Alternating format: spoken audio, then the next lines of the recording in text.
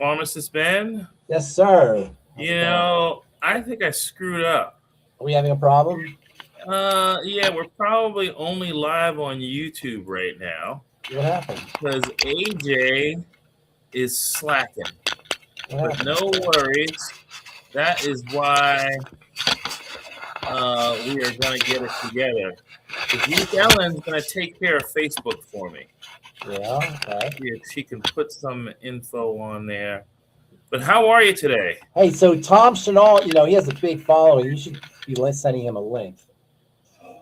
I send Tom a link every time we do a show, and every time you're on Friday, I also send him. He asked me for a link today. That's why I asked him. Okay.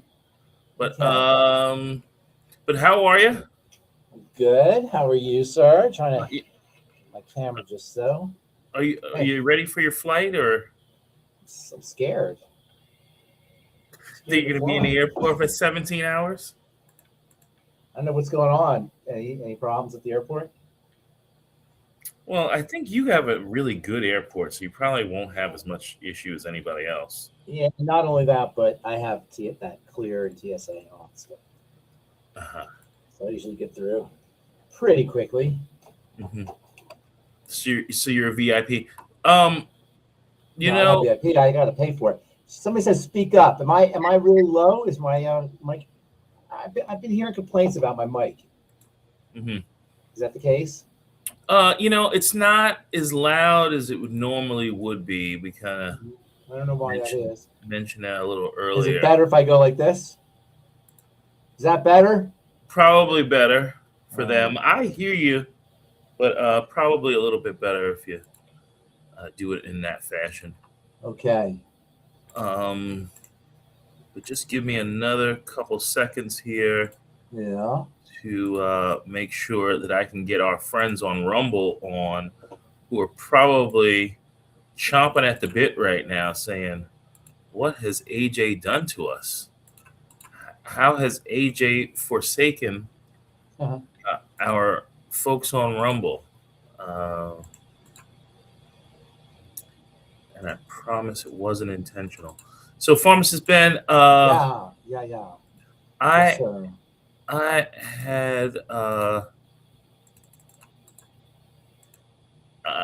by the way, what did you do for Easter? Eggs. It's scrambled eggs. Scrambled rabbit eggs. Scrambled rabbit eggs. Yeah. What do you don't believe in the Easter Bunny? You don't believe in the Easter Bunny? Not quite as much as I did. All right. If you don't believe in the Easter Bunny, tell me where Easter eggs come from. Easter. From Cadbury, of course. Okay. All right. Okay. So so that should take care of Rumble. Ruth Ellen, do we take care of Facebook or let's see here. Ruth Ellen. Check to see what you're gonna lose everybody. Come on, let's just jump into it. All right. So hey, Chris O'Hare. What's up, pal? All right. So what? We have a ton of questions. I just want to start while people are getting acclimated to the show. I just want to start with a couple of articles that I read that prove that Pharmacist Ben was right again. About surprise, surprise. One of these articles says scientists discover hidden gut signals that could detect cancer early. A new study reveals that gut bacteria and metabolites may hold the key to detecting serious digestive diseases earlier and more easily using AI. Scientists found that biomarkers linked to one condition can often predict others. You don't need AI. You just need to be on root, not fruit. Yeah, it's amazing, though. We got to change the name of the show, by the way, to Root, Not Fruit. We should change the name. I was thinking that earlier today. Yeah, let's just, you got to simplify everything. Simplification. Occam's razor. You know what Occam's razor is, I'm sure. You're a philosophy guy. The shortest distance, but the simplest solution or the simplest answer is usually the correct one. The shortest distance between 2 points is a straight line. Occam's razor is a philosophical idea. It says the simplest answer is always is usually the correct one. So the gut and the metabolic system, that's how things get into the blood, and that's how they get into the cells. That's it right there.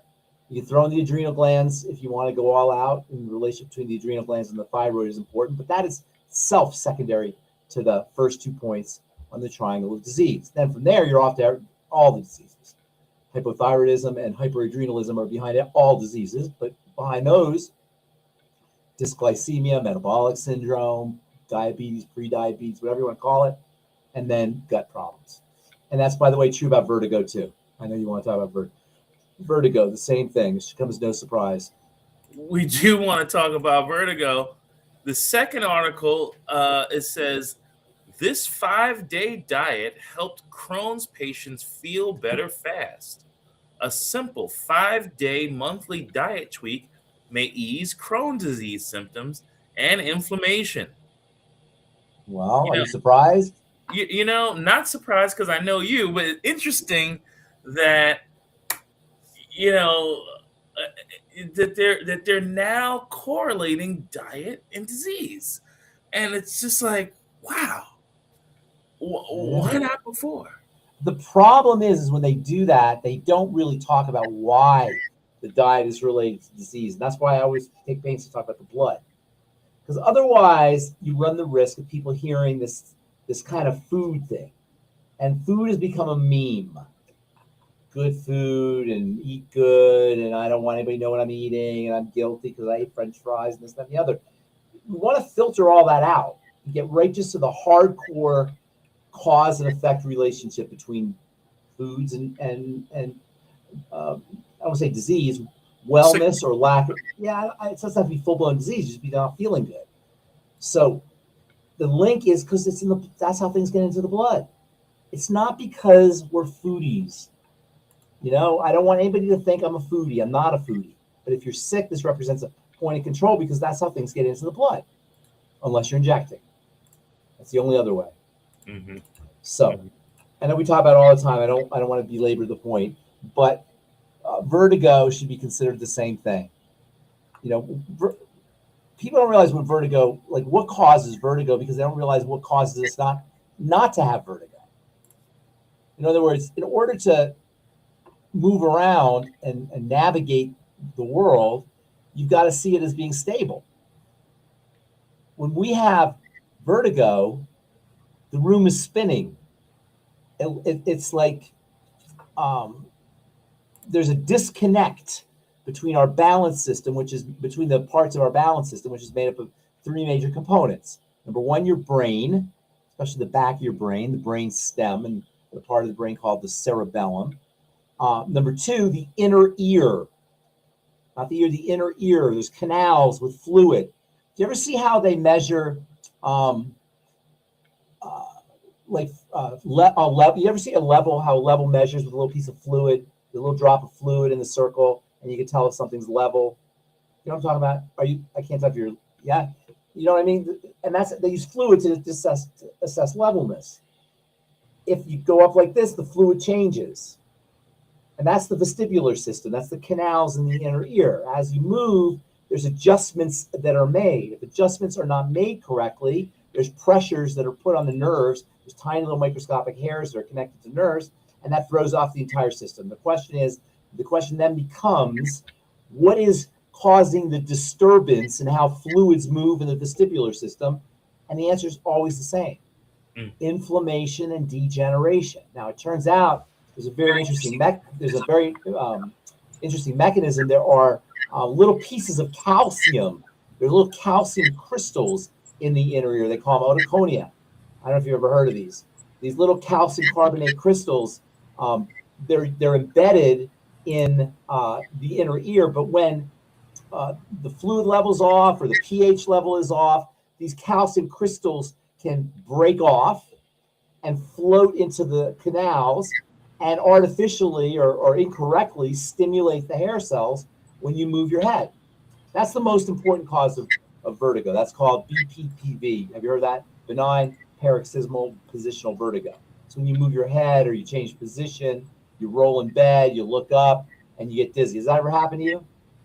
Not recently, but I mean Okay. in the past. It happens when there's fluid accumulation, there's a change in the pH. It's very sensitive to pH. Calcium's always going to be sensitive to pH.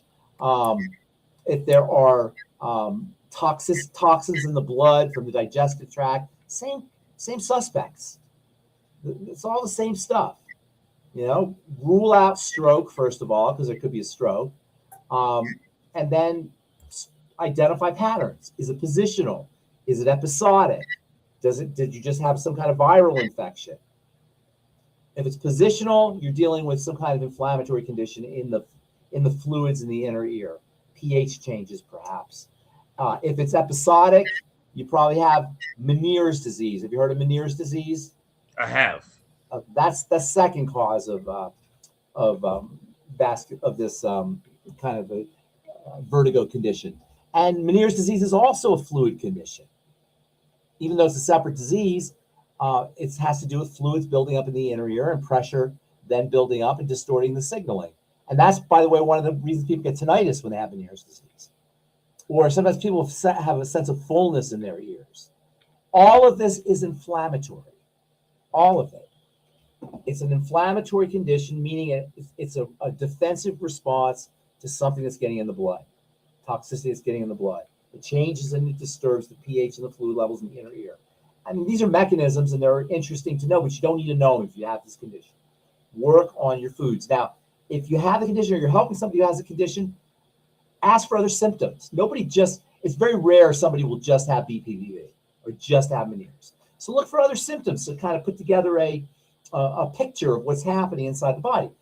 Do I have to tell my Bob Ross story again? Well, if people want to get Bob a Ross, picture.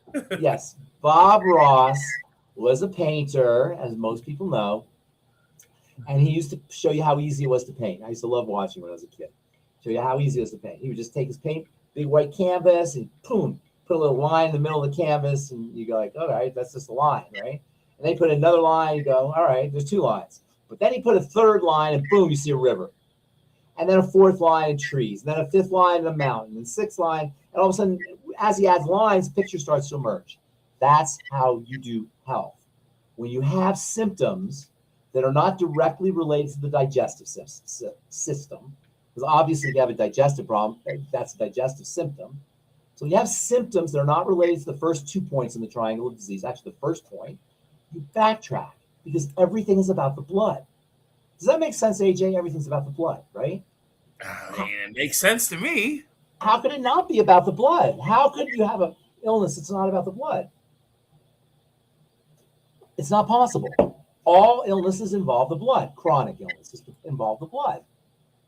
So you backtrack, and it helps to do food diet. It helps to do a symptom analysis. You triangulate. You look for points, but you don't necessarily need to do it. I guarantee you, if somebody has BPPV, they know they have a food problem. Babies don't have BPPV. Benign positional. I forgot what it's called. Benign BPPV. Do you remember what it's called? Benign paroxysmal vertigo. I forgot what the second. I forgot what. Well, the I mean, second is. vertigo is vertigo, right? I mean, you know, to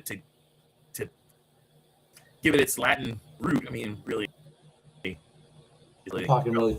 You're talking funny there. It speds you up. Positional vertigo. Benign paroxysmal. That means episodic. Paroxysmal. Positional vertigo. So vertigo, think blood, think toxins, think leaky gut, period. And tinnitus, the same thing. All right. I hope that helps, AJ. Let's get to some questions. You look like That does help because actually we did, that was a question that Bruce had written in, and I believe Don also. Don, did that help your question on vertigo? We're going to unmute you. Don? Yes. I can't hear it very clear. I'm thinking maybe I should go to the computer. I'm doing this on my cell phone. But I recently got vertigo and stopped in the middle of the street and got hauled away in an ambulance. Distracted here. What are you doing, Ben, buddy? do you hear Don? Can you, No. I'm here. I hear you, Don. How do I answer you?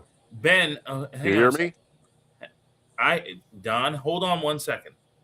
Ben, do you not hear Don? Do not hear Don. Okay, Don said that he was walking across the street and had vertigo, got up and found himself in an ambulance. Is that about right, Don? Is that summing up? No, I was driving down the street and my vision got blurred and I pulled over, closed my eyes, and it started to clear up, and then I thought I could go further, so I drove on down, and I stopped in the middle of the street when I could no longer focus, and the next thing I know, I'm in an ambulance, and I go to the hospital where they checked to see if I had a stroke, and they couldn't find anything. Okay. So Don was driving down the street, got dizzy, pulled over, and then tried to keep going, and wound up with the doctors, and they said that they couldn't find it. He had a stroke, but he's trying to kind of understand what's going on with him. Okay, Don. First of all, how old are you, Don? Are you on any medication, Don? Do you have any medical diagnoses? No, I'm. Then I would ask you, what are your other symptoms? You don't just have, nobody just has vertigo. There's other things going on. So go ahead. Medications, how old, diagnoses. Okay, 80 years old. This is my third shot with vertigo. The first two were at home. AJ, I don't want to, this is not, we can't do it this way. Don. Let's move on. Let's get somebody else. We'll take Don later. Don is 80 years old. I don't know why you can't hear him. But let's see. You have a bunch of people, and I think that you probably gave this link. You gave that link that I sent to you to Tom? Yeah. Yeah, because all of Tom's people are trying to get in here as opposed to going to a channel. Well, that's why I asked you for the link. Oh, no. That's not. Okay. Don's 80. That's his third bout. He's not on any medications. Don, my friend. You got MBFA. MBFA disease. Explain that, AJ. MBFA disease. Don, he's saying your body's falling apart. Okay. You're degenerating. Your body's breaking down, Don. When the body breaks down, the fluids start to leak out of everything. I want you to picture this. When you're healthy and young, all the fluids are maintained in compartments, whether those compartments are inside of cells or inside of various tubes and channels. You with me? I can't see Don, so I'm looking at you, AJ. So you gotta kind of give me some feedback here, okay? So when we're young and healthy, all the fluids are held in compartments in an organized fashion. Those compartments could be the cells, they could be vessels, or they could be channels. Okay? As we age and our body starts to break down, the fluids are no longer organized and structured and coherent and maintained in compartments. They start to leach out. When the fluids start to leach out, it completely changes the chemistry of the body. Now, I'm giving you the mechanism, but that doesn't help you solve the problem. How do we solve the problem? You go back to the triangle of disease. Do you see how I'm working here? I mean, it's not just for Don, it's for everybody who is dealing with a chronic degenerative condition that they can't isolate. So what you do is, first of all, you get the symptoms, and then you backtrack. I'm giving you the mechanism, but you don't need to know it. The mechanism is everything's breaking down and the fluids are starting to leak out. Now you're 80 and there's some miles on there. As they say, some miles on your tire. He's doing pretty well. He's driving. It's good. You're doing all right, but this is to be expected. So now you got to backtrack to the digestive system. And more than likely, in fact, I'll say it's next to impossible for you not to have some kind of digestive health issue. There's got to be something. So work there. There's also got to be some dysglycemia at the age of 80. That will also cause disturbances in how fluids are held in compartments and in vessels and in cells. So work on the blood sugar system. Then there's the stress, the adrenal gland, stress hormones. And again, that will do the same thing. Triangle. What does it say in the corner, AJ? Right here in the corner of your screen. Root, not fruit? Root, not fruit. You go to the triangle, the digestive system, the blood sugar system, and if you want to do one more thing, the adrenal thyroid complex. It's as simple as the body's just breaking down. Don, does any of this make sense? Yes. You know, I'm working with Sandy Ellsberg with your group. All right, let's move on here, AJ. Fantastic. Okay, so you reach out to Sandy, and you have Sandy reach out to me, and I will walk her through everything that he just said. Yes. Okay, now what's your name? I'm Coach AJ. Coach and the AJ. same number that you reach me on, you can reach me again. Healthy Start Pack. I've got that, and I Pack. open at 35 bottles a day of vitamins and minerals. Okay, well that's too many. But let's have a conversation because Ben can't hear you, so it's not fair to Ben. So we're gonna move on, and you and I are gonna have a conversation with Sandy. Okay? Sounds good. Thanks, Don. Thank you. Good night. Okay. All right, Pharmacist Ben. So these are all different folks who've come in from Tom, watching as a result of Tom. Right. I don't know if any of these folks have a question, but it's kind of good that they're here because I kind of blew the stream on Rumble. We do this. Tell everybody we do this. We do this every Monday. We do these. And there's Cheyenne. Cheyenne may be okay. Pharmacist Ben, could you comment on AHCC supplements?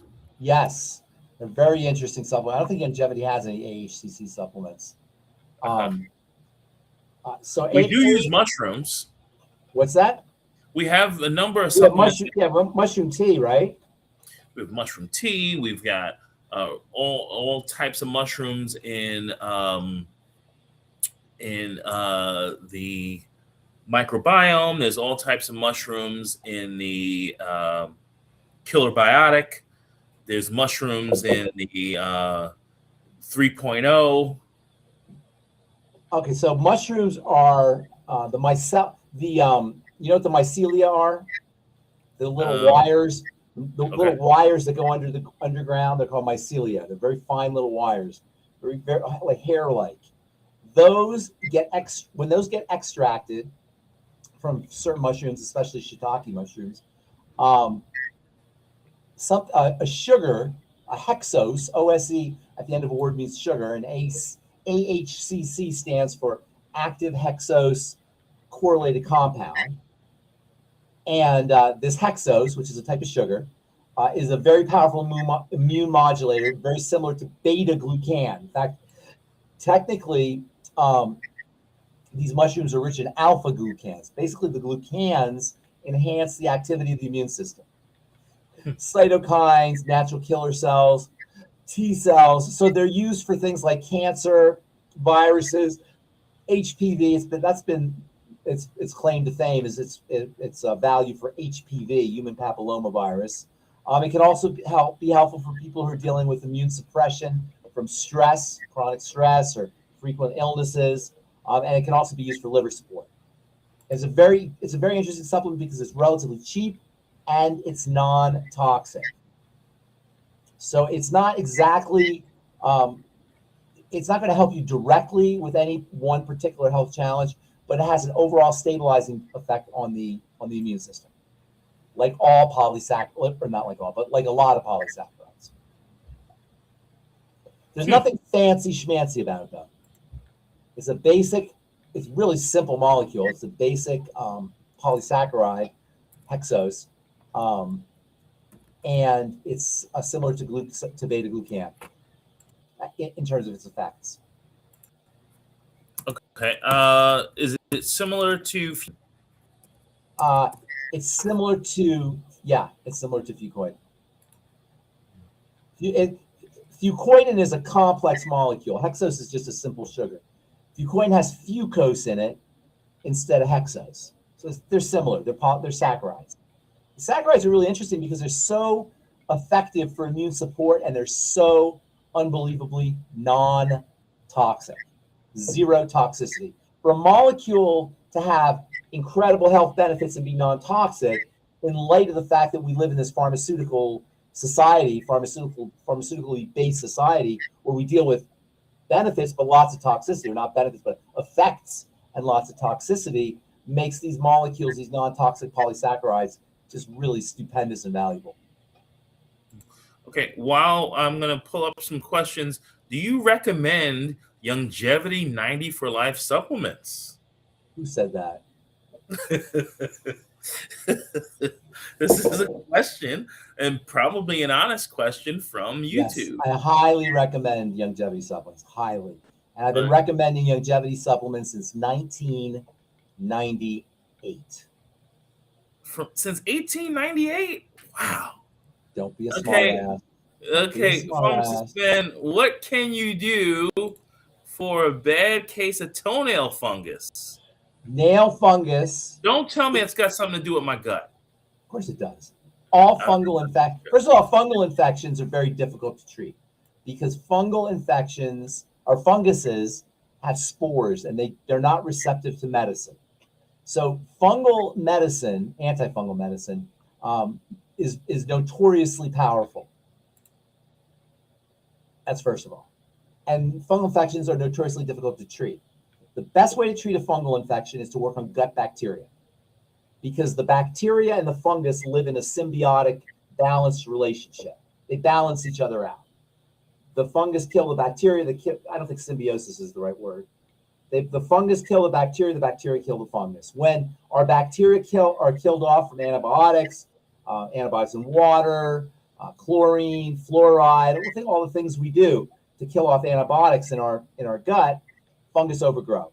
Nail fungus should be regarded as a fungal condition that is secondary to dysbiosis. Root, not fruit. And anybody, they have these things, these lasers that kill fungus and all these creams that you kill fungus with. That's so silly because the mechanism is the body is trying to get rid of the fungus. The fungus that you see in your nails is the body eliminating it. It's a route of excretion for the fungus. So to kill the fungus once it's out of your body is not really helpful. You're not going to really be able to do anything because the fungus is coming out from the body. So you're not going to really kill the fungus. You might kill it in the nail, even if you do, but there's a stream of it coming out into the nail or into the nails. It's a cosmetic. That's a cosmetic thing. Yeah. So we should tell this person. What about are mushrooms a fungus? Yeah. It's not the same kind of. Of course, mushrooms are funguses, yeast are funguses, mold are funguses. The fungal kingdom the kingdoms are distinct types of life forms. You got the bacterial kingdom, you got the animal kingdom, you got the plant kingdom, you got the algae kingdom, they call it archaea, and then you get the fungal kingdom. These are kingdoms. They're very unique life forms. Fungus is not like bacteria. Fungus is not like animal cells. Fungal cells are not like plant cells. They're unique. They're their own kingdom. So the fungal kingdom is made up of molds and yeasts and mushrooms. Mushrooms are actually the fruit, the fruiting body, they call it. And fungus jobs is to transform things back into transform dead material into living material. So you'll find fungus wherever there's a lot of dying material, like in the forest. You ever walk around the forest in New Jersey and you see these rotting logs? And there's fungus coming out of them. That fungus is eating the log, breaking down its molecules. They go back in the dirt, and so they become a plant. Sometimes there's this really cool movie about the fungal kingdom. I forgot what the heck it's called, what the name of it is. Fantastic Fungi. It's called Fantastic Fungi. You got to watch it. Fantastic Fungi shows you these time-lapse photography of what a fungus will do to a shoe, an old shoe in the woods. It'll eat the shoe, turn it back into compost in the soil, and then you'll see flowers or you'll see plant life coming out of the shoe, or what was the shoe. It's called Fantastic Fungi. Google it. That sounds pretty amazing. It's super cool. Super cool. Ruth Ellen's reminding us that we do also have mushroom coffee at Longevity. The products that you kind of think are good for us. And then I like the Mighty Nine. I'm a fan of the Mighty Nine. I know that you are. All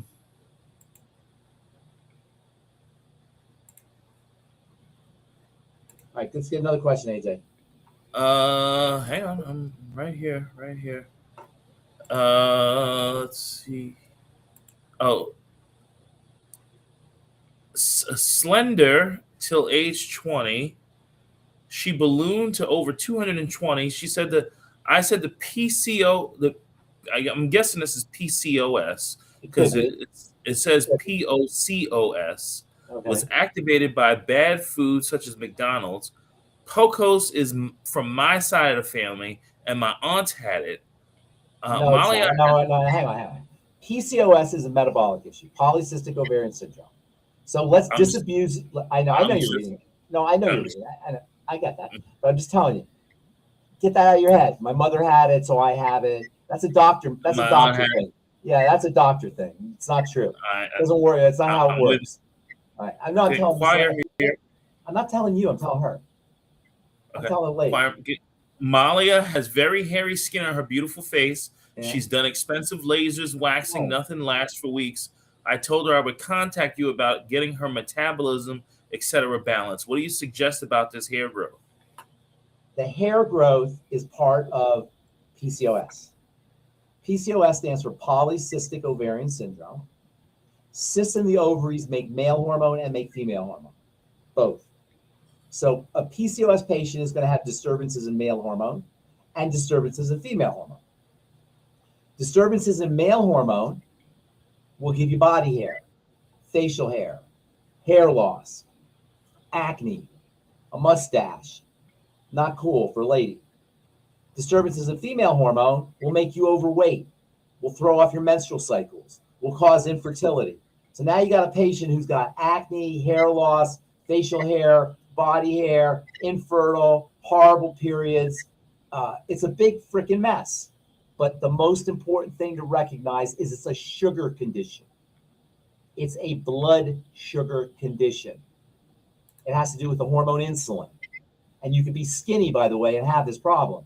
There's skinny PCOS and there's overweight PCOS. So anytime you have this kind of syndrome, polycystic ovarian syndrome, a syndrome is a bunch of symptoms that come from a single cause. Polycystic ovarian syndrome comes from lots of cysts, which in turn come from excess testosterone and excess androgens and excess estrogens. So what do? Guess what you do? First of all, it's a blood sugar condition, so you work on your sugar, healthy blood sugar pack. Secondly, it's a digestive condition because the intestine, the gallbladder, bile, and the liver and the pancreas, which are digestive structures, also control blood sugar or are involved in blood sugar control. So you work on the digestive system. The first 2 points in the triangle of disease. Get on the healthy blood sugar pack, get on the I-26, get on the nightly essence, reduce your intake of fast-burning sugars, practice the ketogenic diet, reduce calories, drink lots of Beyond Tangy Tangerine with your meals and throughout the day to the tune of maybe half a gallon of water a day, half a gallon liquid a day with Beyond Tangy Tangerine in it. And you will notice, if you do all this, that your symptoms will start to subside in 30 days or less. It may take a while because it's a pretty severe metabolic disturbance, so it may take a while before they totally subside, but they should begin to subside in 30 days or less if you do everything I just said. Interesting. I didn't hear you mention Fucoid, and I'm really kind of disappointed that I didn't hear you say that. Fucoid is another one. Yeah, because Fucoid is good, but it's not primary. But it's definitely good. It's good for a lot of things. Fucoid is like a panacea. You know what a panacea is? It's good for all kinds of things. Fucoid, covers all kinds of things. Partially because it's so important for the blood. And because the blood's involved in everything, it's going to have benefits for any issues with dirty blood, which is pretty much all issues. However, Fucoid also reduces blood fats, it reduces blood cholesterol, and it reduces blood sugar. It also helps the liver. It's also important for detox for the liver. And it's important for the skin and for wound healing and for bone. But it's not there's no fucoidin deficiency. So I tend to focus on essential nutrients. What does the word essential mean? You have to have it.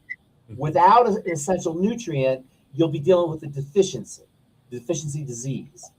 So I always focus on the essential nutrients first. As not to say fucoidin's not tremendously beneficial, but healthy blood sugar pack is a must-have.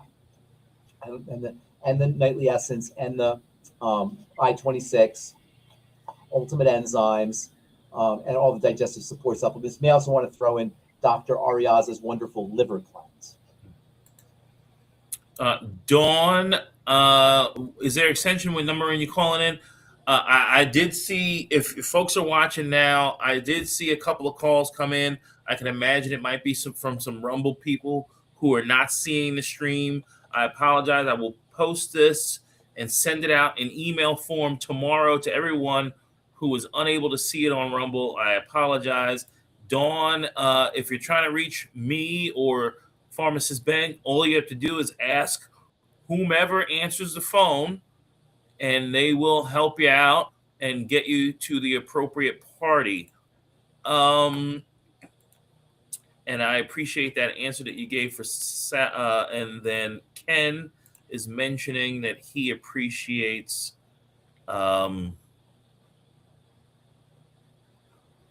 he appreciates the question.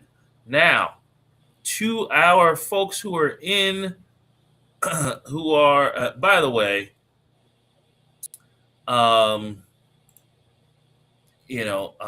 Tom's crew are just geniuses here. We have Sarah talking about the kingdom, the phylum, class, order, family, genus, species. And then, I'm going to bring on our buddy Chris, who I think had a question. Chris, unmute yourself. Did you have a question for Pharmacist Ben? What up, can you hear Chris? me? How you doing, Ben? Pharmacist. Sorry, the dog is biting Ben, me. can you hear him? No. You can't hear him. No. I don't know why Ben can't hear anyone today. Let me see if I leave the screen if you can hear him. Hang on.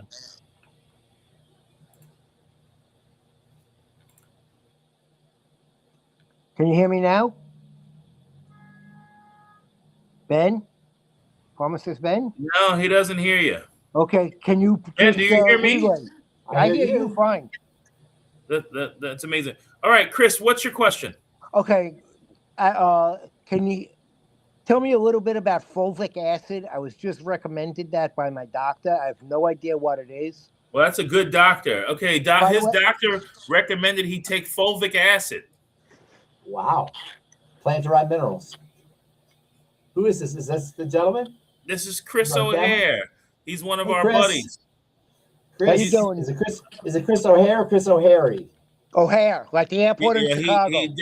Chris is definitely a hairy fellow, too. I call Chris O'Harry. I can't hear Chris. I'm Chris, just kidding you, Chris. That's plant-derived minerals. Fulvic acid. Yep, plant-derived minerals. You'll get that in your plant. Why did the doctor suggest you use it? Okay, I was described the other day as an autoimmune disaster on legs. He's an autoimmune disaster on legs. Oh, and he recommended digestive.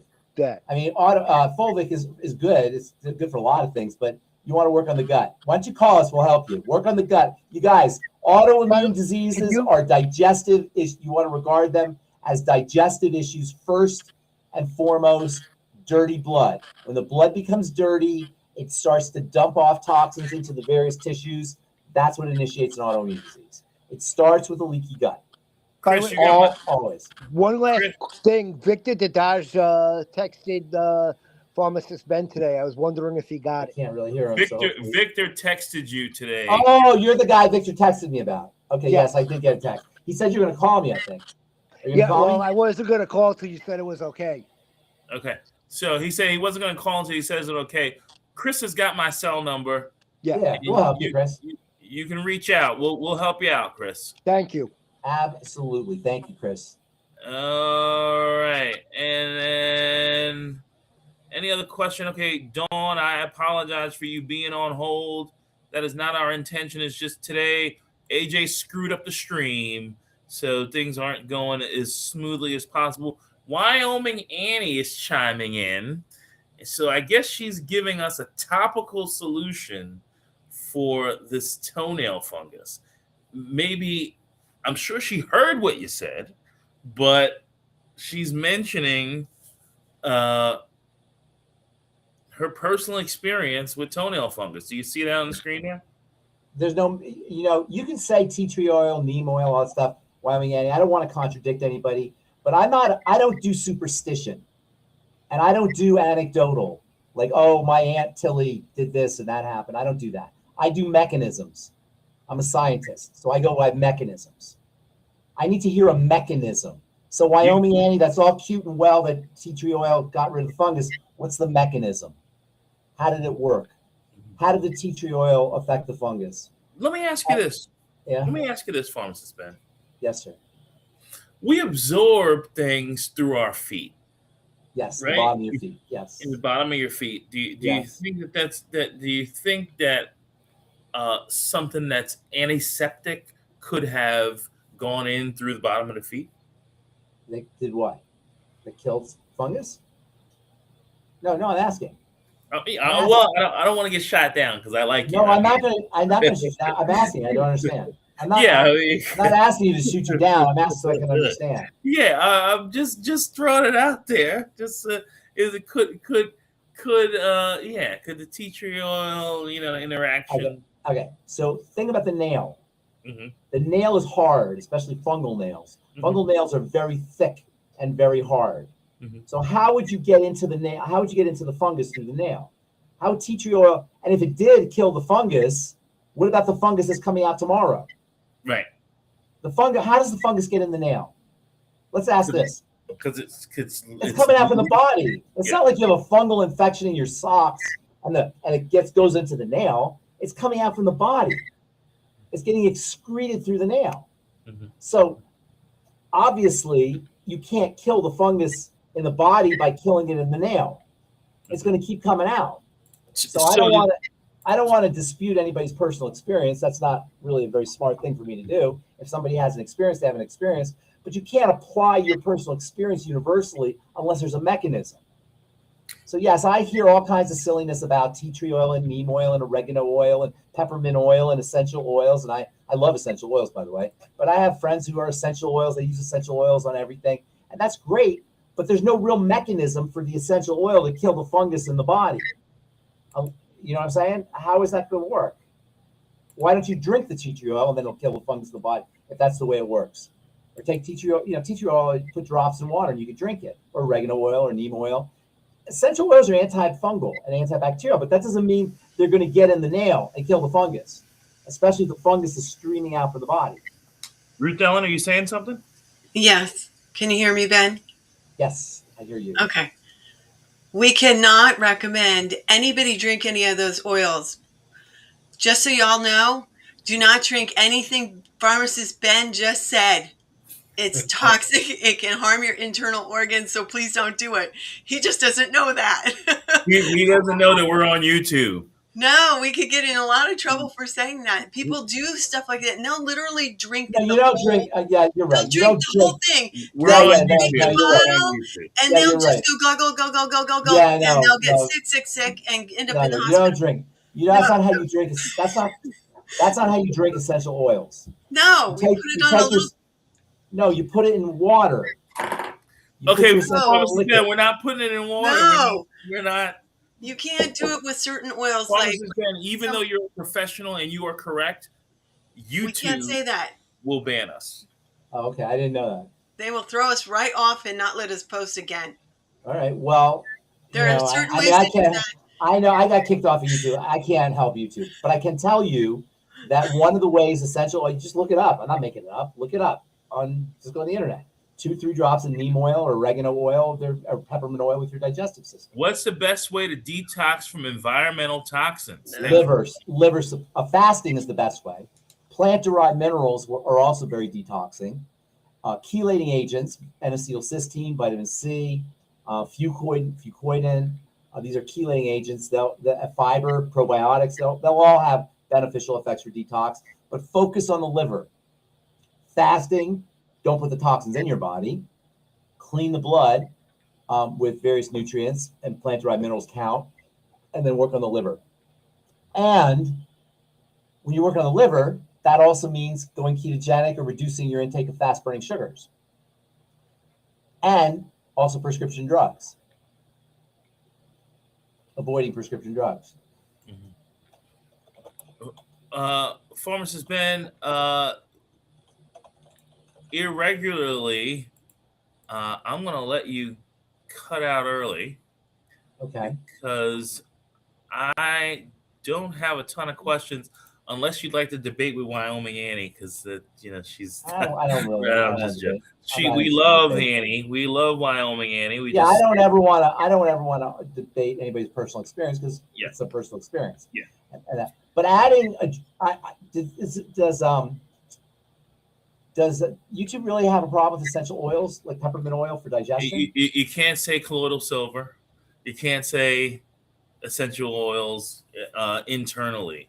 These things, topically, they don't have so much of an issue. I didn't know that. I didn't realize that. Okay, so then I take that back. But you can't say anything about that virus that was floating around a few years ago. I don't ever say that. Yeah. So, yeah. But if you do like a few drops of essential oil in water, I mean, that's adding a drop or two of essential oil. It can even make it, the flavor, improve the flavor of water.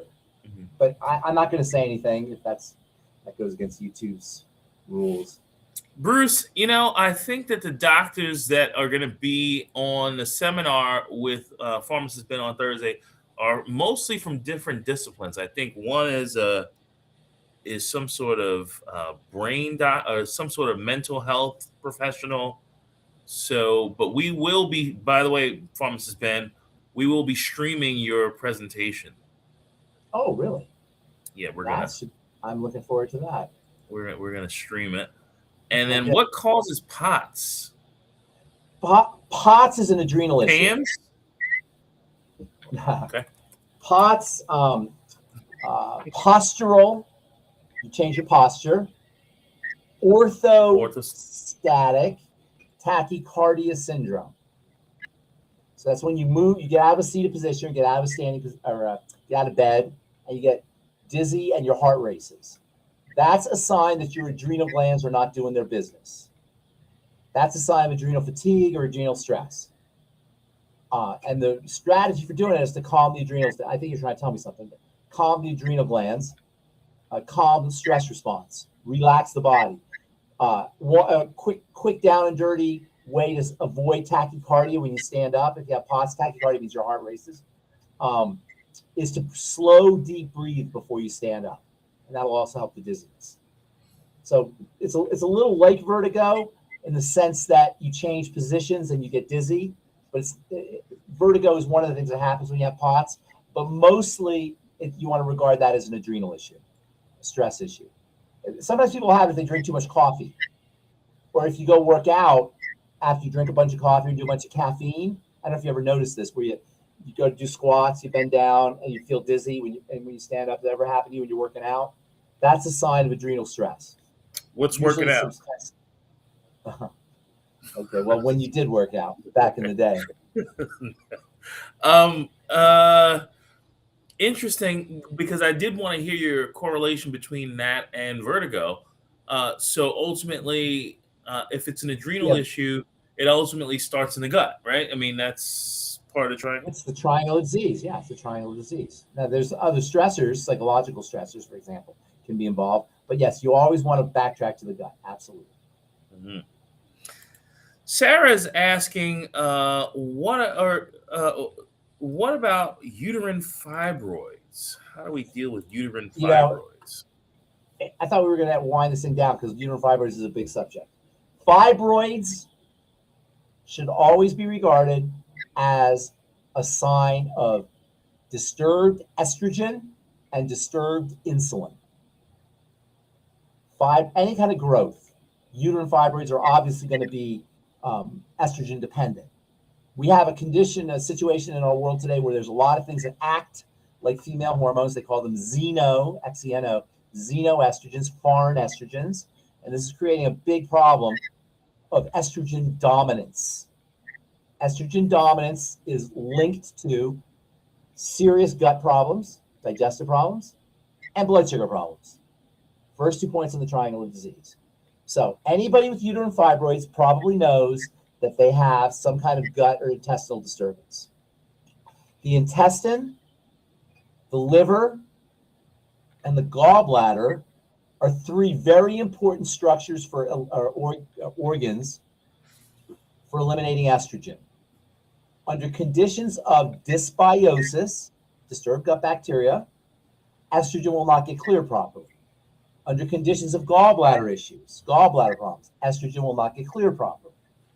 Under conditions of liver issues, liver disease, metabolic syndrome, estrogen will not get cleared properly.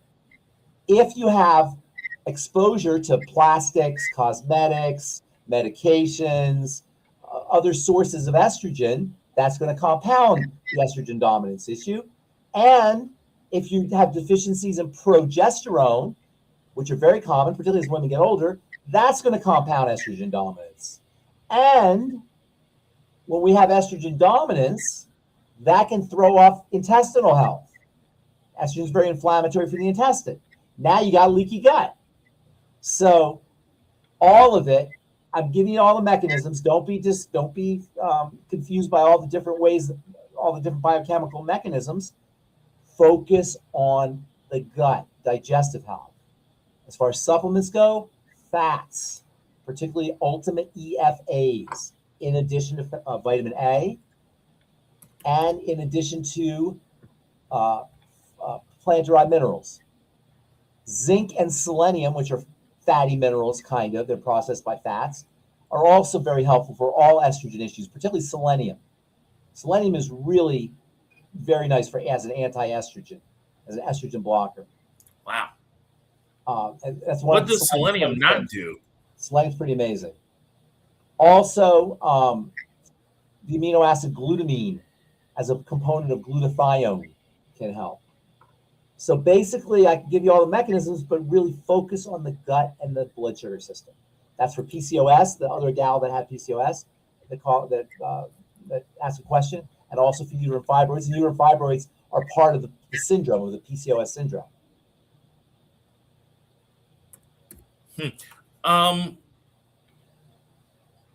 What I wanted to mention is that, and I want to show it, the Longevity Hope System it's interesting. I forgot about the Hope System. Yeah, that's really good. Well, that one will support blood sugar. Well,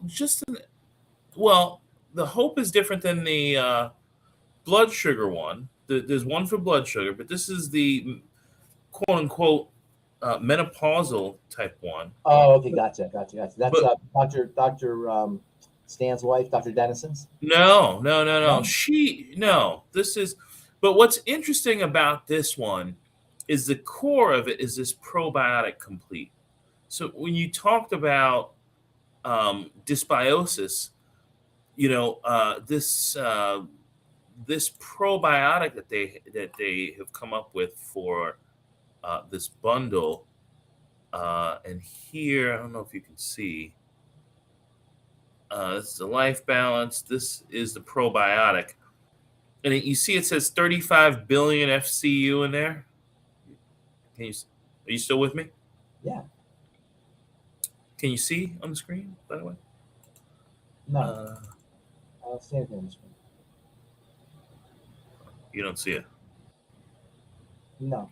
You don't see it? You don't see on the side? No, I see nuts, fruit, not fruit. Oh wow. We gotta get your screen going. Okay, so then and then when I compare it to the Nightly Essence, the Nightly Essence has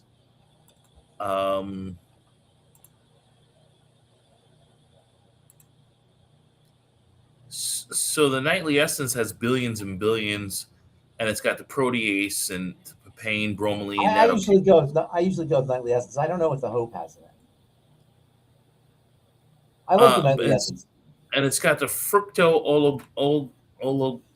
FOS. Yeah, that's like a prebiotic. Mm-hmm. So I mean, the nightly essence would be helpful. I go nightly essence. That's what I do. Okay. So the nightly essence is something, Sarah, that you, and Sarah knows this already because Sarah knows. I think she is a Chenaulter. Hi, Sarah. Senolytic cells. She says, thanks, Feistine. Yeah, the senolytic cells. Come on. Fasting. We'll say again. This Feistin. Fisetin. S as in Sam? Yes. Frank, Indigo, Sam, Echo, Trauma, Indigo, Nancy. She's asking about senolytic supplements? Yeah, the senolytic cells.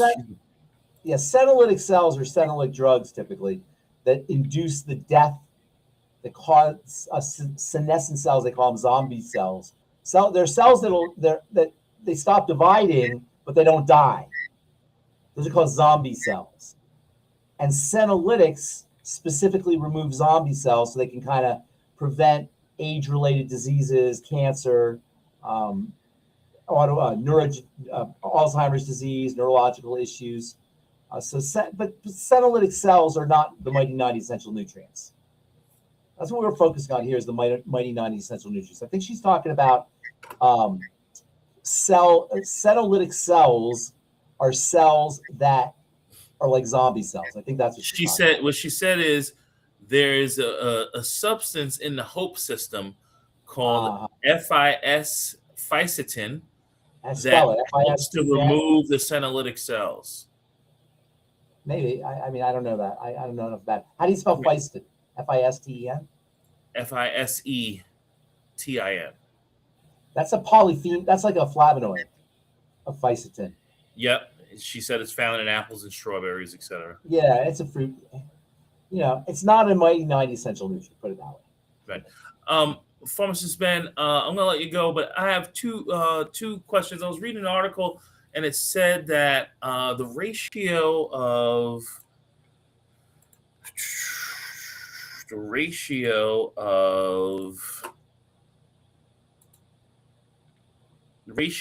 DHA EPA? 5-to-1 to EPA is extraordinarily helpful for the brain. What say you? There's no way to know.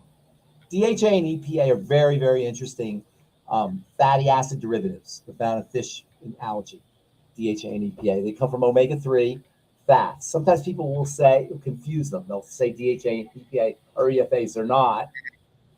They're derived from alpha-linolenic acid, which is omega-3. They're very helpful for the brain. I personally don't know of a specific ratio of DHA to EPA. They're both important. You probably do need more DHA, but I don't know about 5-to-1 or 4-to-1. I can't answer that. Where did that person get that information from? They're advertising a product. Okay. I don't know the exact. I don't know that anybody really knows what the exact ratio is because they come from food. And we evolved with them, and I'm not exactly sure how anybody would ever know what the appropriate ratio was. And by the way, sometimes you'll hear people say that about omega-6 to omega-3. Sometimes people say 1-to-1, 2-to-1, 3-to-1, 4. Nobody knows. There's no way to know. Fats are very, very tricky. In my opinion, just get your ultimate EFAs and I take 10 or 12 of them a day. Wow. Or do Udo's blend. But the ultimate EFAs are great. I love them. I take them every single day, 10 to 12. They're in my auto ship. Along with my Beyond Tangy Tangerine, I get like 12 bottles of EFAs every month and 4 or 5 jugs of BTT every month. That's how I qualify. Mm-hmm. And then what do you do with all this stuff? Do you give it to friends? Sometimes the BTT I give away, but the EFAs I use. And then the last thing, I don't know if we talked about it, but I did want to bring it up again because I went to a Asian restaurant the other day, and they gave me some sprouts, and I was like, I got some sprouts. All right. Do you think that I could live on sprouts and sprouts alone, or? Yeah, you could probably live on sprouts. They have everything. They don't have a lot of calories, and that might be an issue. You don't get a lot of calories there. But as far as nutrients go, you get everything. I think I got some calories to burn. Yeah, if you have to burn calories, sprouts are great. In fact, sprouts are so great, you got to eat them fresh. They're notorious for getting slimy and moldy, and bacterial contamination because they're so nutritious. All right, AJ, I'm going to motivate. Thank you. Do you have any? Is there somebody else? No, it was just a follow up on the uterine fibroid. Yes. Treat yourself like a diabetic. Work on gut health. Focus on fats, particularly the ultimate EFAs. Okay. Well, I'm glad that I let you go early tonight, so really. I won't have to bore you with my Donna Summer rendition. Oh no, Barry White. I thought we were gonna get Barry White. Oh, Barry White. Right. I'll save it for our trip. All right. Thank you, guys. Bye. Thank you, Pharmacist Ben. Thanks everybody for joining us. See you later.